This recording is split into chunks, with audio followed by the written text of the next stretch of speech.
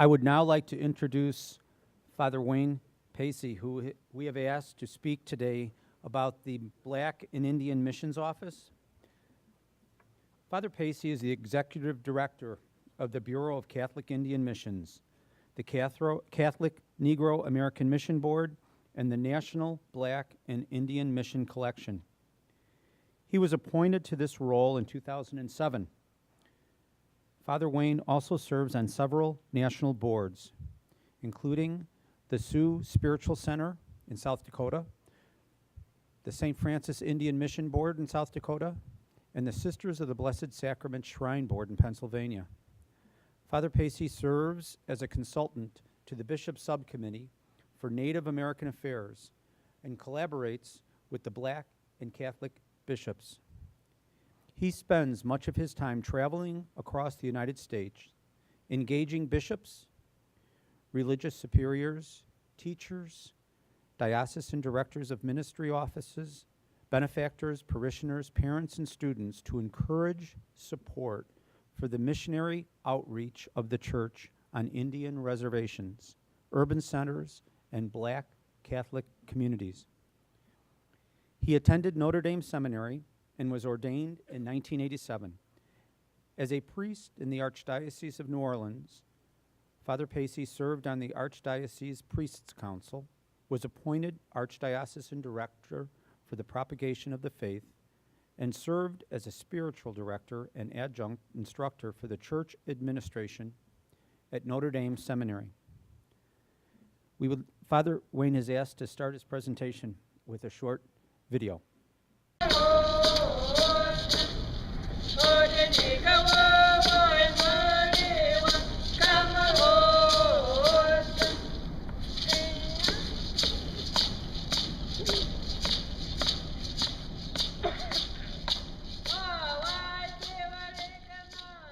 Hello, my name is Father Wayne Paysse, and I am the Executive Director for the Black and Indian Mission Office in Washington, D.C.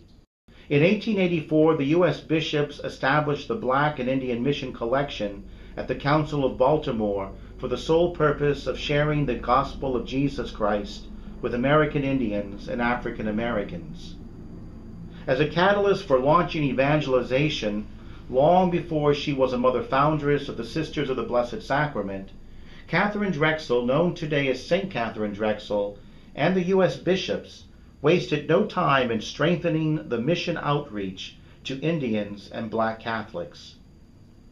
With keen pastoral insight and a missionary heart, Mother Catherine Drexel, her sisters, and numerous religious orders of women and men would mobilize the U.S. missionary spirit. The witness of these missionaries among our Native American and Black communities confirm today our own baptismal call to be missionaries, beginning with our families and local parishes.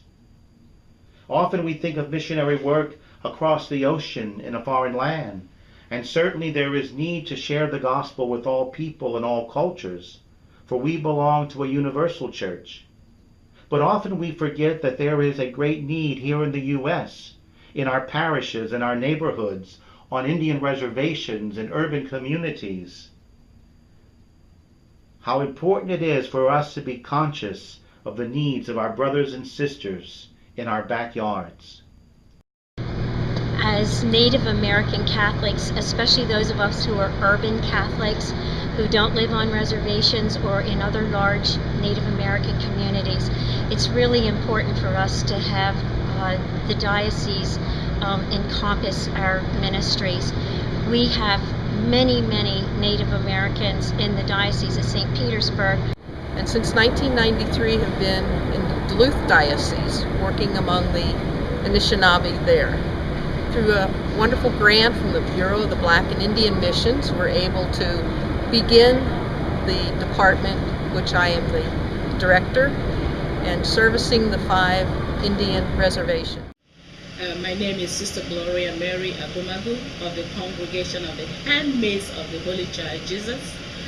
This is my 4th year in St. Augustine Catholic School, and I know and believe that it is through the efforts of the Black Indian mission that our school are so richly blessed with some of the gifts that our children are having today. The St. Augustine has a history that goes back 153 years, and so we've been in the work of evangelization for a long time, and really the key areas have been education through our Catholic school.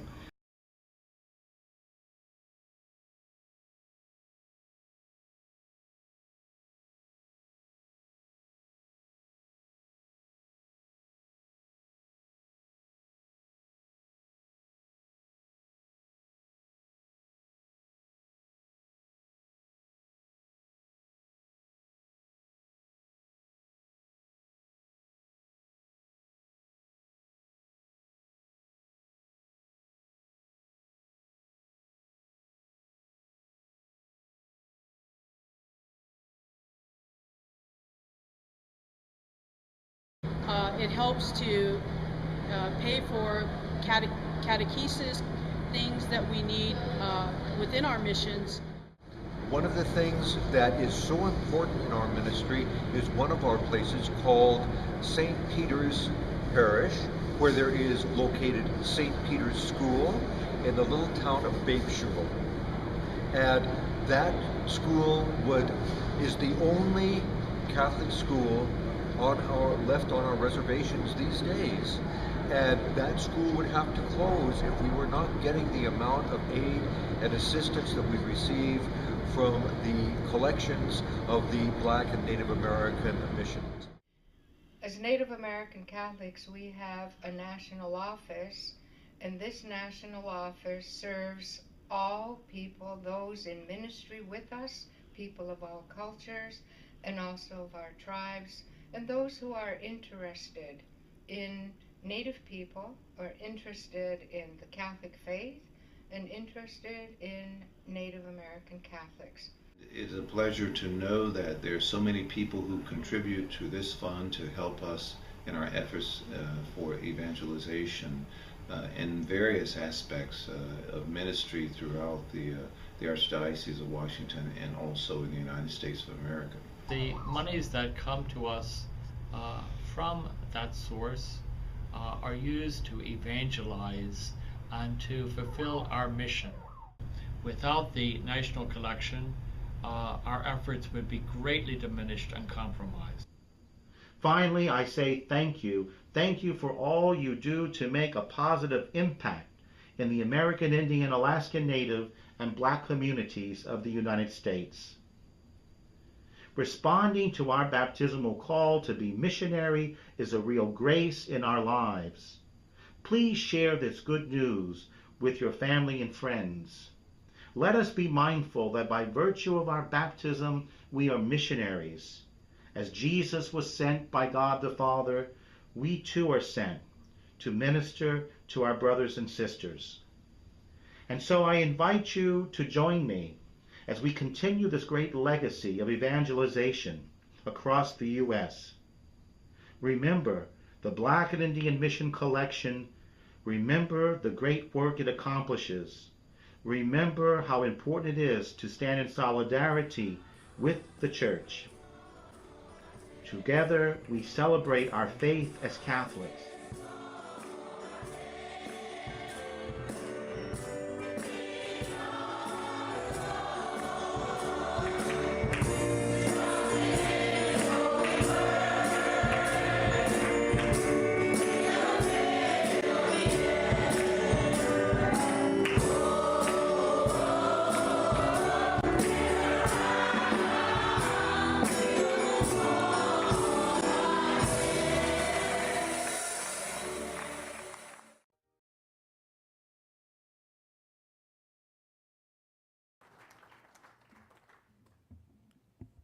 Thank you.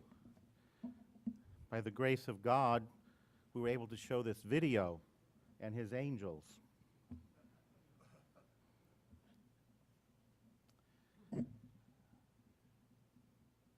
I first want to thank Father Jack and his staff and the committee for the invitation to spend time with you today for a few minutes and to share with you the great work of the Black and Indian Mission Office.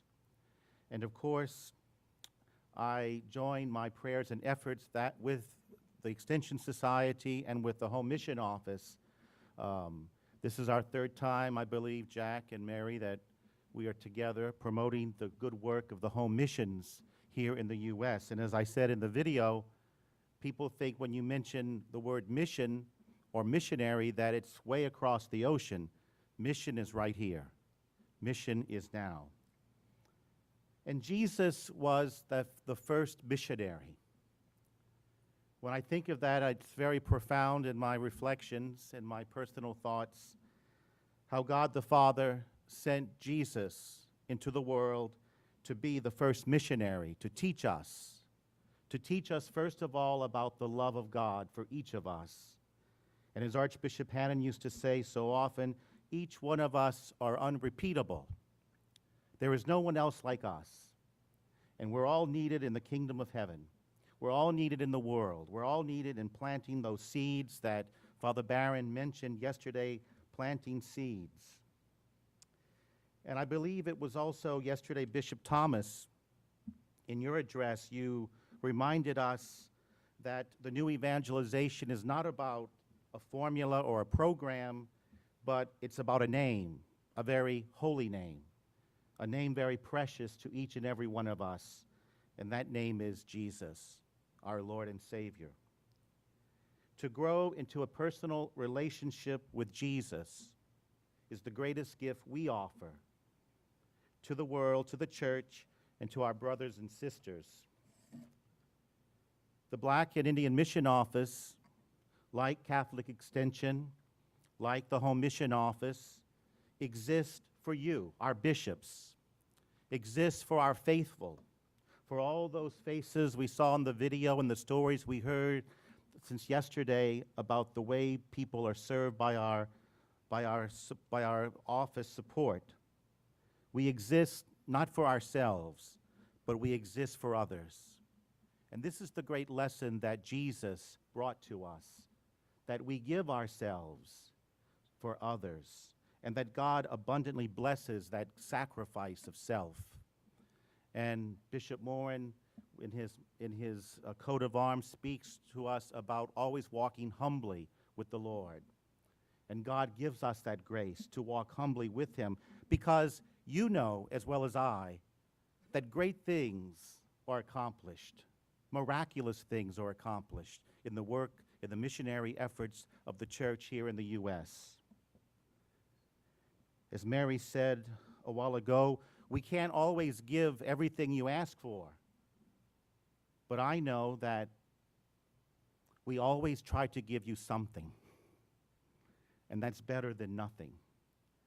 And the reason we're able to give you something is because of the sacrifices of the faithful, because of the gifts and the legacies that are given to us to share with you. And so we are all partners, bishops, in your sacred ministry as successors to the apostles. We are all partners in your sacred mission to evangelize African Americans and Native Americans and Alaskan natives and people all across the U.S. Our offices serve as a support for you. And I am humbled to work with many of you and to have visited many of you and to see the great work that is being accomplished in our local churches. We started off with Mother Catherine Drexel. I would be remiss if I did not mention Mother Catherine and the great work of the bishops, your predecessors at the Council of Baltimore. These men and Mother Catherine and the sisters were visionaries. They were real visionaries. They didn't say, this is too hard or this is impossible. If they saw a need and they were called to serve, they went out. They sent priests and religious women and men. They planted seeds with love and charity and goodness. They evangelized as witnesses of the gospel. They weren't always successful, as we're not always successful. But when we are faithful in serving God, in serving each other, God blesses that moment. God blesses that harvest. And we know it is true because we are living witnesses to the grace of Jesus, the first missionary sent from heaven. Now, as Tom mentioned, it's kind of complicated, so I try to make it as easy as possible. There are 3 distinct offices that I oversee, and that first office is the Bureau of Catholic Indian Missions, which was established in 1874. And the sole goal of that organization is to support our Native and Alaskan Native missions. We support schools and religious education programs and special projects.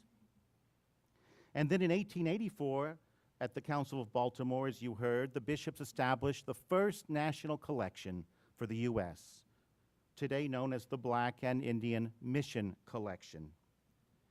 And you, as an ordinary, are allowed to apply each year. The Bishops' Conference has dedicated the first Sunday of Lent as the official date for the collection, but at your discretion, at the discretion of the bishop, it can be taken up any time throughout the year. And with those monies, you're able to use those funds, again, for tuition assistance, for religious education programs, for seminary education, for the training of the laity, to buy books, to buy materials, to assist with a stipend to have a priest or a religious on a reservation or in a Black Catholic community. And then in 1907, the Catholic Negro American Mission Board was formed to support mainly Black Catholic schools in the South. And of course, we continue to do that, and we continue to support religious education programs. And I remember one time when I was making a pastoral visit in a diocese, the director said, "Father, there's a parish that I want you to visit. You mentioned it initially, but you didn't bring it up, but I thought, when we spoke the second time, but I thought we should go there." And I was never so moved in all my life. When I pulled up in front of that little poor church, there were a group of people. It was an African-American parish, and they greeted me, and we went into the church, and they said, "Father Paysse, we want you to have a seat. We are so grateful to you and to your office for the grant that you gave us. We were able to purchase hymnals for our choir. And we have a gift for you. It's not wrapped in a pretty box, but we have a gift we want to share with you." And as I sat down, they went into the sacristy and they came back and they began to sing. And the gift was a gift from their heart, a beautiful hymn. And I often think of that, of those wonderful people who gave me that beautiful gift, who gave the office that beautiful gift from their heart. As we look at our Native American ministry, there are about between 500,000 and 700,000 Native Americans in the U.S. We don't have an exact count. As some of you know, it's very hard to get those perfect numbers. And with that number of Native Americans, we have about 500 federally recognized reservations, and we have hundreds that are not recognized. And as I visit various territories, various parishes, dioceses, I'm often asked by the pastor or by the bishop, and sometimes by the chief, "Father, can you help us? Can you help us to become federally recognized? Can you help us in our work?" And so we work closely with you, the bishops. This past year in 2011, the diocesan contributions was about $9.2 million. In 2012, it's around $8 million. It's about a 12% or so decrease in contributions. As many of us know, collections have gone down. But we're still able to help and to distribute this money, which will be going out following the bishops' meeting in November, once my board reviews all the figures and the distributions. But I want to share a little information with you. In regards to out of the 178 dioceses in the U.S., the requests that were received in 2012, the breakdown goes as follows. 59 dioceses requested funding for black evangelization only. 27 dioceses requested funding for American Indian evangelization only. 42 dioceses requested funding for both black and Indian evangelizations. 17 dioceses requested no funding, and 33 dioceses remain not reporting. Of the 178 dioceses in the U.S., these are the changes that I marked for our meeting. We've had a decrease in contributions between 2011 and 2012 of 46.6%. That's about 80 dioceses. About 11% or so, that's about 20 dioceses, reflected no change between 2011 and 2012. And then there was an increase of about 41% between the 2 years. Again, of those 178 dioceses, 89 dioceses take up a single collection. 47 dioceses take up a combined collection. 35 dioceses make a contribution. 5 dioceses make no contribution, and 2 dioceses are unknown. We're not sure what they're going to do, but I'm praying for them all the more.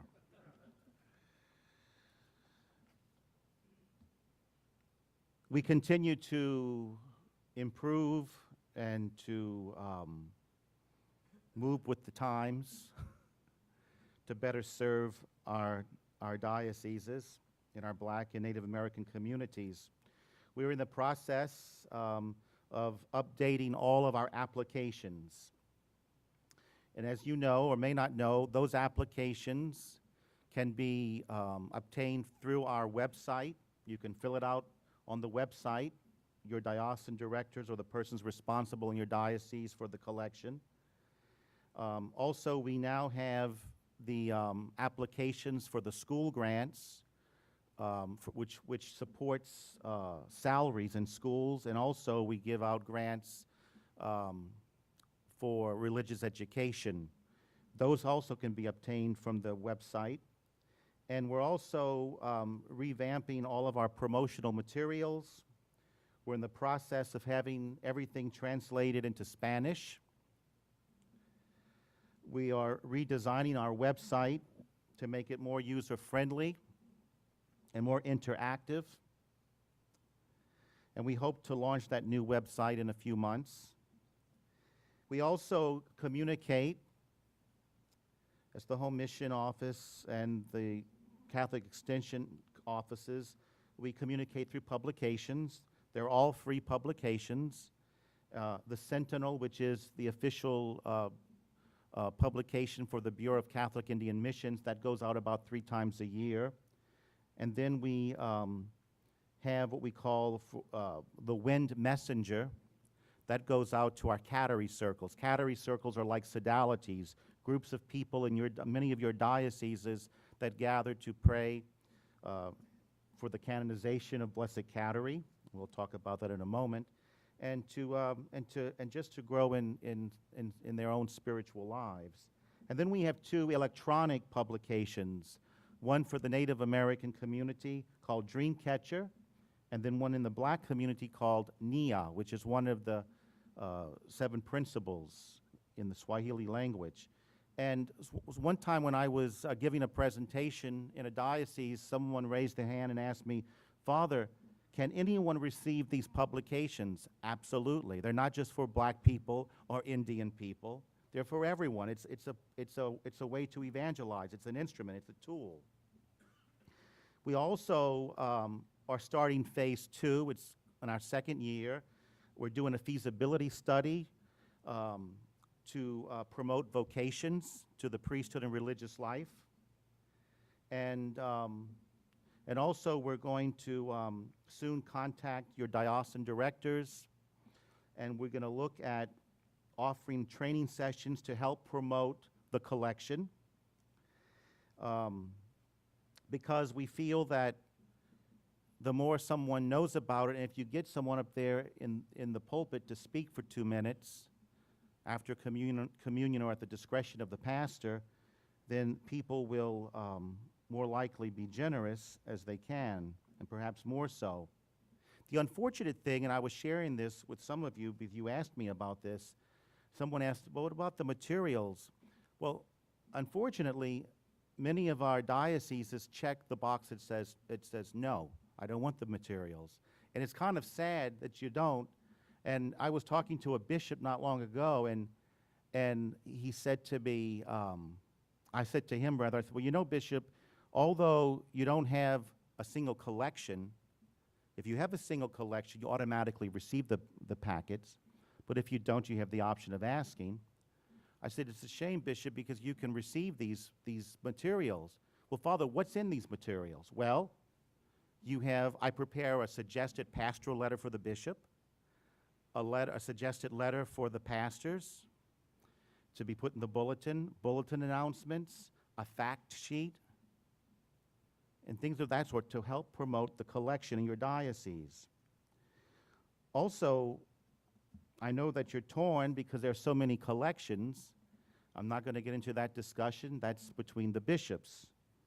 But I certainly feel, and I would be remiss if I didn't say something, I certainly feel that consideration should be given for this collection, because after all, we continue to help you as Catholic Extension and Home Mission Office helps you. And it would be nice to know that the support of this collection is endorsed by the bishop, and in promoting it, in sending those communications to your pastors. We have established a finance committee. We've established an investment committee to overlook and watch our monies and for the future. And our board is made up of the 3 prelates of New York, Philadelphia, and Baltimore. But I hope in the near future to establish an advisory committee which will include some of you, some of our bishops, as we look at ways we can work together.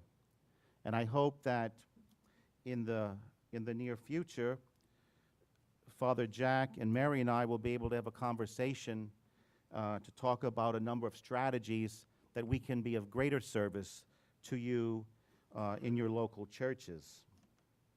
The last thing I want to say before I speak for 1 minute about the canonization is that I made a recommendation to our board and to our subcommittee for Native American Affairs that although 40%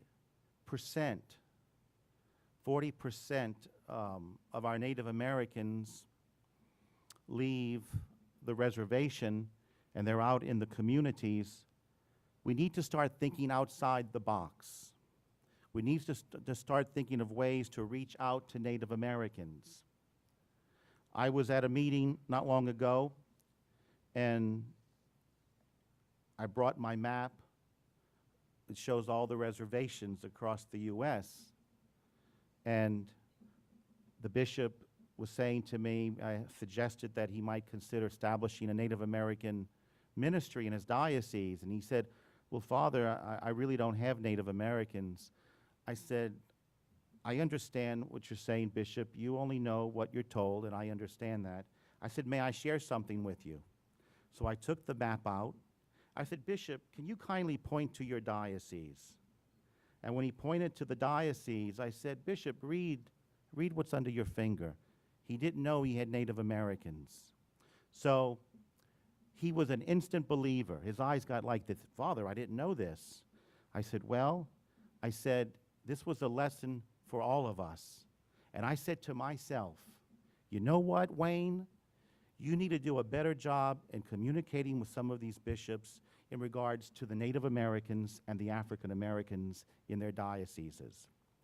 And so we are working on that to keep you informed and to help you make the best pastoral decision you can for our Native American and African American communities. Now, the last thing I want to say, as you know, our Holy Father is going to canonize Blessed Kateri Tekakwitha. She lived in the 1700s, and she, along with Sister Marianne Cope from the Diocese of Syracuse, New York, the two of them and 4 others will be canonized on Mission Sunday. The Mission Office, the Bureau of Catholic Indian Missions, we have organized the official visit to Rome. We have close to 700 pilgrims, and I know some of you are going on your own. I think that's wonderful, and we're going to have a luncheon following the canonization mass on Sunday, and I sent this out to all of you, but if you didn't get it, I wanted to repeat it today. And if you happen to be in Rome or before long, if you're interested in joining us for the luncheon party, it's going to be right outside of Rome in Frascati, right near Castel Gandolfo, a beautiful, lovely restaurant. You're most welcome as our guest. Just let me know or have your secretary call, and I'll make sure there's a place for you. The following day, we're going to have a massive Thanksgiving at the altar of the chair at St. Peter's Basilica, and then following that Mass, we're going to go to the North American College for a reception. If you happen to be there, you're most welcome. Just let me know, and if you forget to let me know, just walk in and help yourselves. But I'd love to know if you plan to stop in, because I have to speak to Monsignor Farmer next week about arranging for the catering. So anyway, those are the things I wanted to share with you, and I want to thank you, bishops, for your support, and I want to thank you for all that you do for us here in the U.S., especially among our African American and Native American communities.